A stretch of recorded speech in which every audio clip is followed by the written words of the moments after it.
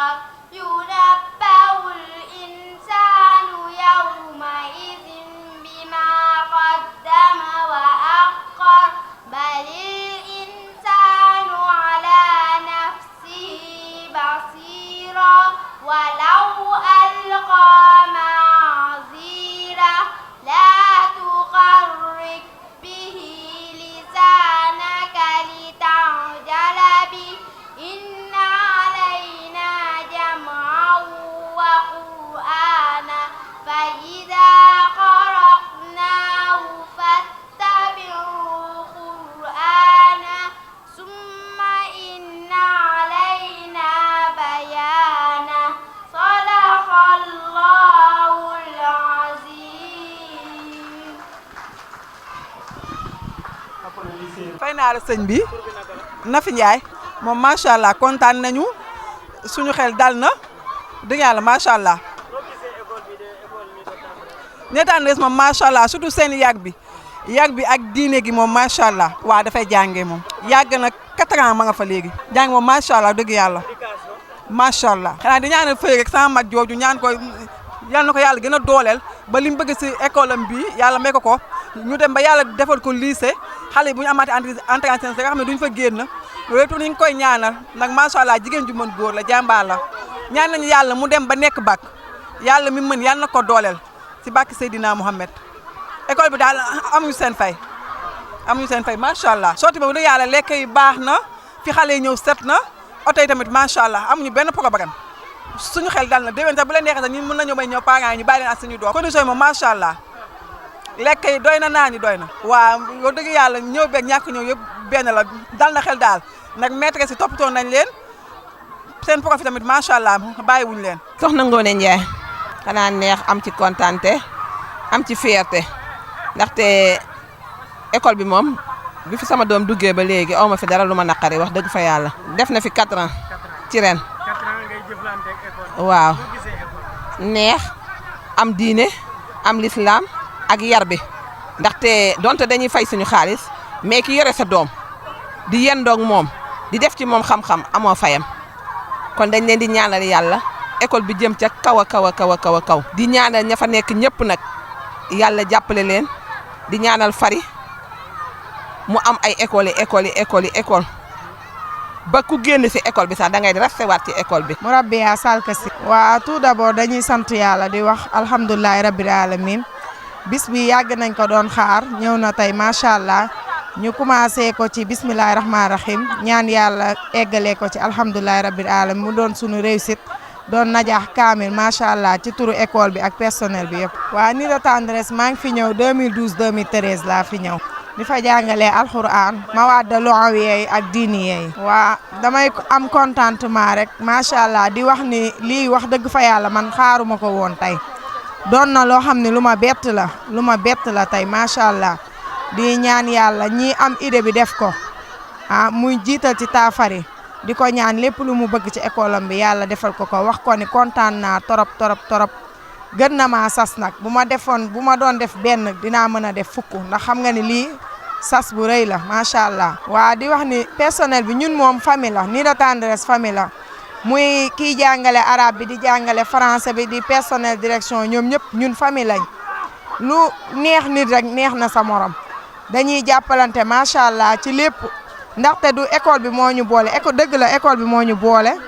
mais après daf ñoo boole mu doon loo xam ne boole bu dul dañ la ndax dañoo bokk yàlla moo ni jullit ñëpp ay mbokk lañ léegi nag dañuy rafetal sunu biir rafetal googu nag moo waral Nid de Tendresse boole googu nag ñun réccuwuñ ko ndax dalay leen ni samedi dimanche du am de mais ku ci nekk yaa ngi dégganteeg sa morom mu doon ci lu jàmm CP ak grande section samay élèves di leen wax rek macha allah kontaan naa ci ñoom ñëpp ñu gën a góorgóorlu double d'effort xale yëpp macha allah daal mention spéciale ñu kontaan nañ ñun ñëpp parents de woote nañ wuy si nañ ñu waaw waaw naan gi doy na waaw li séeréer gi di wax rek. Bintu Camara bis bi xanaa rafet rek. waaw rafet na trop.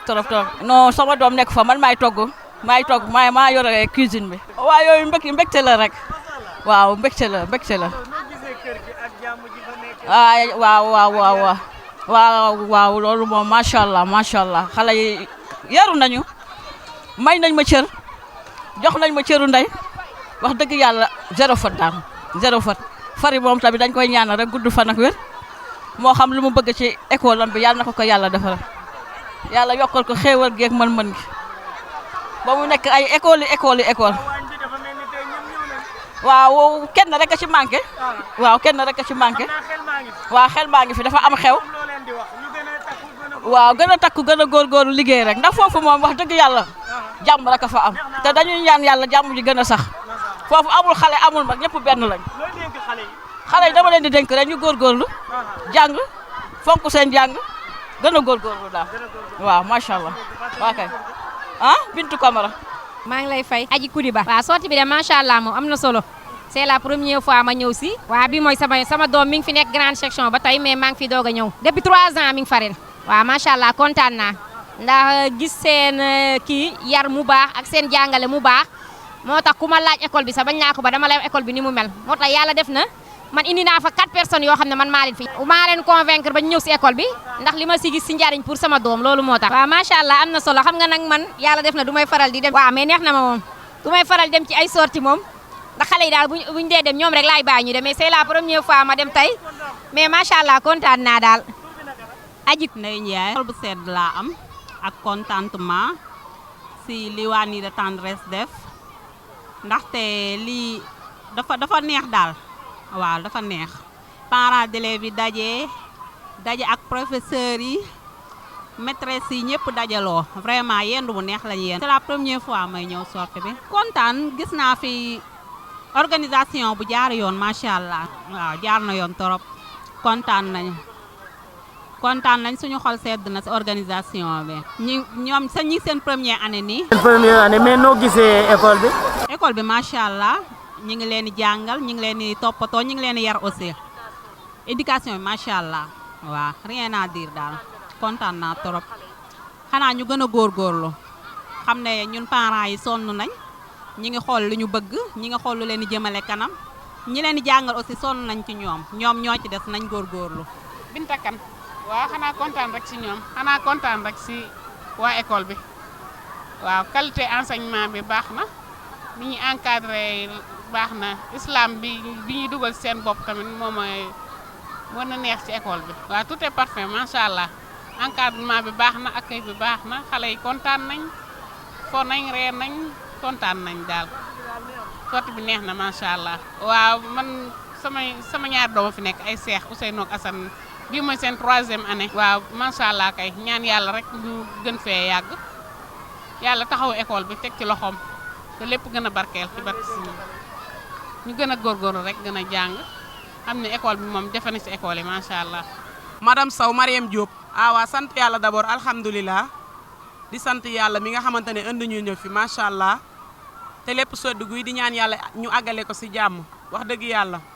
kontaan nañu lool si suñu teewaay fii c'est la première fois mais wax dëgg yàlla soo ba léegi amuñu benn regret rëccuwuñu dara affaire bi neex na am na ambiance kontaan nañu suñuy doom kontaan nañu waa ñu sant ci yàlla bu baax a baax. waa peut-être man école bi mun naa cee wax parce que man sama doom ci école la jógee ñëw ci école boobu ma am nu ma fa ñëwee expliquer leen ñu accepté ma 3 mois rek la fi def mais macha allah wax naa leen ko bërki démb xëy na li muy andi ñoom duñ ko xam.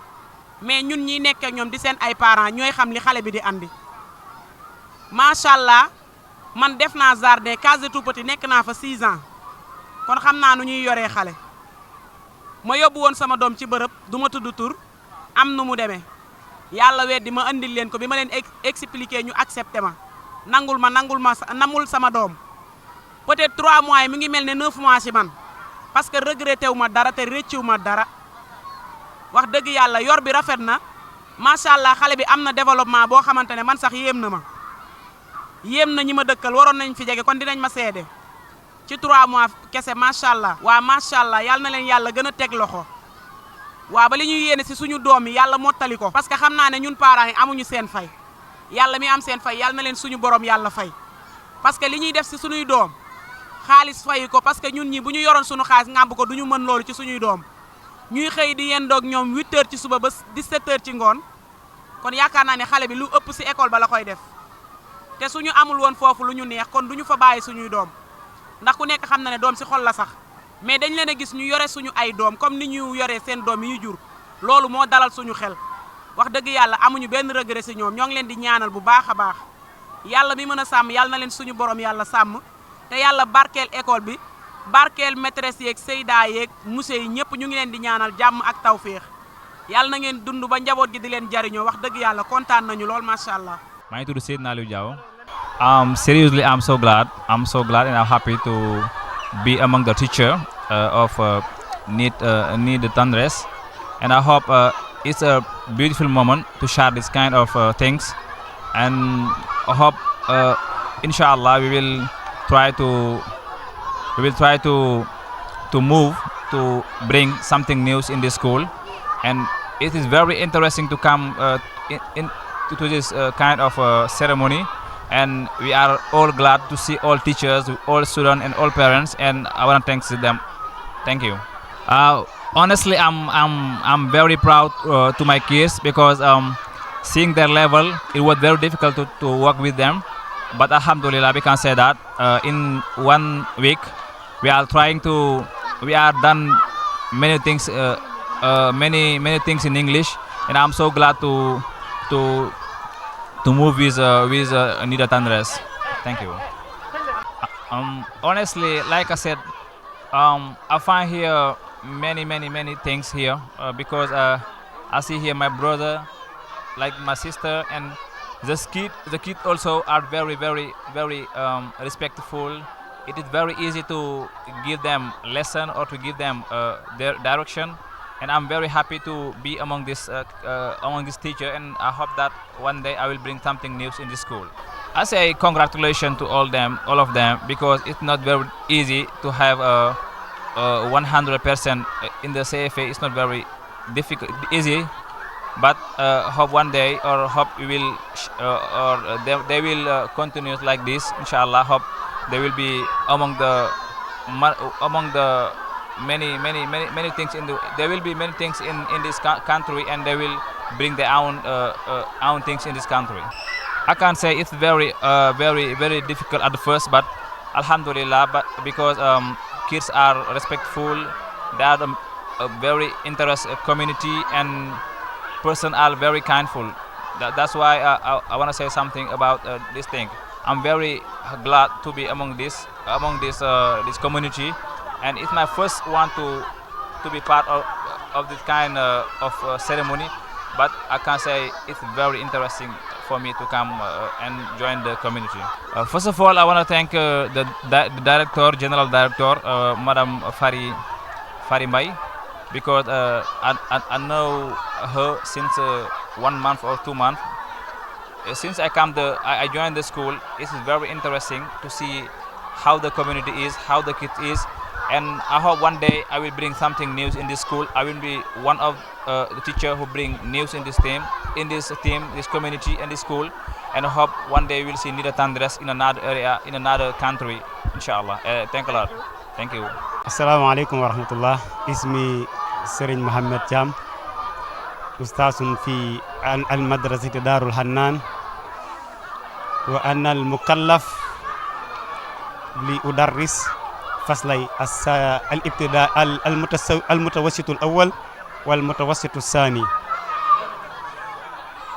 قد مضيت سنوات عديدة بعدما انتهيت من الدراسة، لأنني ما تخلصت عن الدراسة، ولكن أريد أن أزيد علما. لا يليق بي أن أغوص في البحر إلا في بحر العلم والتدريس، ولهذا دخلت في دار الحنان كمدرس، وأدرس في سنتي الأولى في هذه المدرسة الابتدائي الثاني. بعد سنتين انتقلت من ابتدائي ثاني إلى متوسط الأول والمتوسط الثاني جمعا بينهما.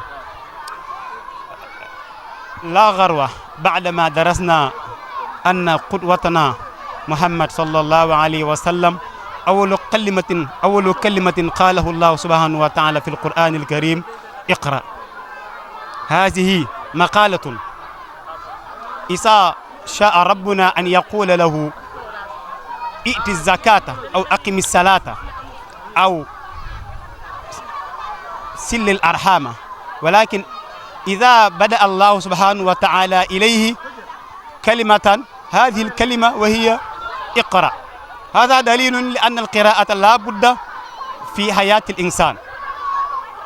والعلماء يقولون أو واحد منهم إذا أردت الدنيا فعليك بالعلم، وإذا أردت الآخرة فعليك بالعلم، وإذ أردتهما معا فعليك بالعلم. إذن فالعلم لا بد في الحياة الإنسانية. إذا تخلصنا عن ميدان الإسلامية ونقوس يعني عن ميدان الإنسانية، الإنسان بنفسه يحتاج في العلم.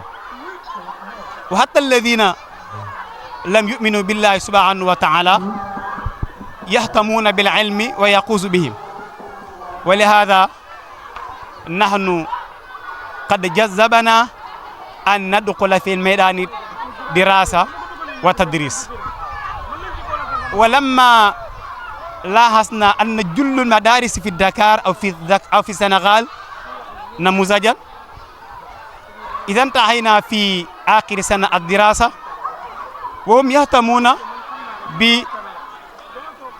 بالخروج إلى ساحات الملاعبة، ونحن نهتم توجيها إلى هنا وفي هنا لاغروس. إذا لاحظت ستجدون أن الأطفال يفرحون ويمرحون ويبذلون كلمة الشرور والتنصح، حتى هذه السرور يعني يظهر في وجوههم، وهذا الذي يجذبهم، وحتى كانوا في وجوههم يستعجلون لتحضر السنوات القادمة.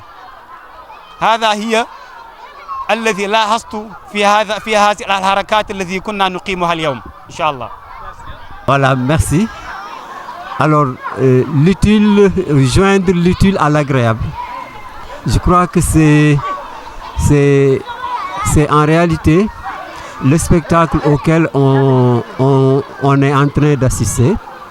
Le personnel administratif et technique, les enseignants et leurs élèves, accompagnés par les parents d'élèves, sont en train de donner un bel exemple de collaboration dans le travail.